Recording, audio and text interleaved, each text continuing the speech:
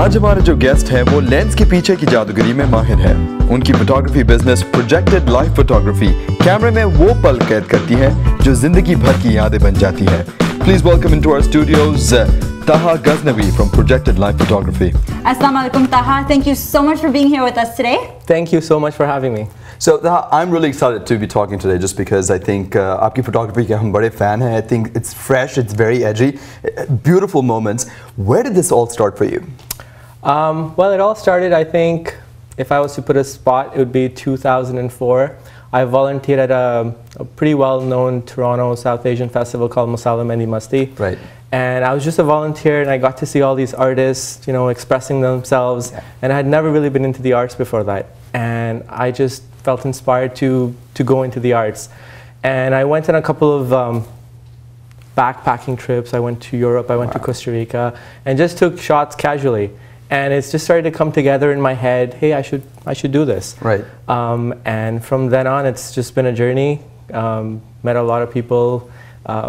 My brother-in-law is my partner in this, and we just had this conversation. We're like, hey dude, he's a creative designer, he's all into the arts, and I didn't really have a background, so we're like, maybe we should get this to work, and just went on from there. So is this a new thing for you, or did you always feel growing up like there was a photographer in you? I think people who know me have always said that I have a photographic memory. I'm really good at remembering things, putting faces together, and I think that's just been brewing in my head for the last 20 years.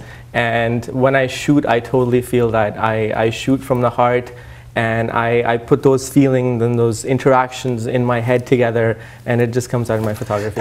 I want to quickly just ask you, so if you were inspired to really get into photography in 2004, what were you doing before that? Well, I was studying. I went to McMaster University. To study what? I studied philosophy and computer science and religious studies, and I just went all over. I started off in Canada, started off in computer engineering, but just branched off. I wasn't really Everybody quite always for starts me. with like computer engineering. I know, because that's what the parents want us to do. That's when you know you really want to be a TV show. All your guests. I started from computer engineering. You know what the funny part is? Before I started studying radio and television, I went for computer. There you go. एक और example. अच्छा बात करते हैं projected life photography. ये नाम कहाँ से आया? I just had an epiphany, I guess. It was like projected light, so I was like projected life, since that's what we want our photos to do. And I mean that's pretty creative. So it's assuring to know when you're getting a creative person in that the title is creative. Yeah. So when you say your brother-in-law, we're talking Salah, Benoi, which one is that? My sister's husband. He really wants to get right here. specific here. Okay, see that can be really tricky because I've got 3 Benois, like 3 sisters married off. And you know, in our family, there's this big hierarchy. Like, Beno, you're like, you don't piss off the brother-in-law because like, brother-in-law is like the boss, man. In your case, what is it like working with a brother-in-law? Well, he was my friend before I let him marry my sister, so we're good friends. See, I was in diapers when I met 3 sisters, so that helps a lot. I want to talk about your team. Is your team, is it a big one or small? What are the kind of people you're working with, and what are the jobs that they're doing? So the studio is owned and run, the creative leads are myself and Rahil. So, and we direct the creative vision of this company. And we bring people on board on a freelance basis depending on one gig to another. Right. So for example, bigger gigs like IFA or weddings, sometimes we shoot together, sometimes we don't. Right. So actually we have a studio down in Charleston, South Carolina, which Rahil runs. Wow. And so we kind of get to shoot all over. So the team is myself and Rahil as the creative leads. And then as any photographer knows, the wives, they get sucked into it. True. Somehow is involved. Yeah, exactly. So my wife Nida, she handles a lot of the marketing, business development, and similarly Mariam, my sister, who's Rahil's wife, does that down in Charleston. So that's the core team. मैं बात करना चाहती हूँ about sort of the social aspect. Facebook is a huge thing. Yeah. I heard about projected life photography from Facebook. A lot of my friends, itni sari photos hain, it's everywhere. How do you think that has sort of contributed to just everybody knowing about projected life photography? I think everybody knows that word of mouth and referral is the way, right? Right. Facebook is the new word of mouth. Right, and it's visual word of mouth. True. We are where we are because of Facebook. We started off with a Facebook page before we even had a website. Right. Before we probably even had a phone number. And all our clients are there. They're commenting on our pictures. They're sharing their pictures. So Facebook is responsible for a lot of where we are today. And from then on now, it's Twitter and Google Plus. And, yeah, you know. all that comes in. Take me through the creative process of how you guys decide on a theme, particularly for wedding shoots, because I can imagine sort of people are nuts when they're about to get married. How do you sit down and plan out, okay, this is what we're going to do? Yeah, so there's two parts. One is the engagement shoot, which is where we get to know the couple, and it's normally themed, it's styled after the couple. So a lot of people do crazy theme shoots that may have nothing to do with the couple. Right. I personally, my style is to do something that is part of their story. Yeah. If they come from a Bollywood background, they're crazy about Bollywood, yeah, I'll do them running in the field. Sari and but if they have nothing to do with vintage 40s Hollywood, I wouldn't do that with them, right? Yeah. So I get to know them and we talk about it, we have a back and forth. So hey, I'll throw some ideas that way, and most times they have some ideas too, and we make it work together. We pick the locations, the lighting, the wardrobe, all based on that. And that actually carries over into their wedding day, because now they're primed for it. They know how to be in front of the camera. And on their wedding day, it's just like, ta, ta, ta, like they just fall into place. Nice. How do you fix like a sort of an issue where a couple is so shy in front of the camera? I mean, naturally, models don't know them. So how do you sort of work with that? That's a very good question. And that's something that I found it very challenging, and I still do, which is, and I learned that it comes from your personality. You have to be in it. You have to be excited. You have to bring the energy as a photographer, and the couple reciprocates. Everybody is kind of shy. I'm kind of shy in front of the camera too, right? But you set the tone of the shoot. You have to love their love. Yes. You have to feel it, and you see that through your lens. Unless you do, they won't reciprocate. True. So that's how I make them feel Very, comfortable. very well said.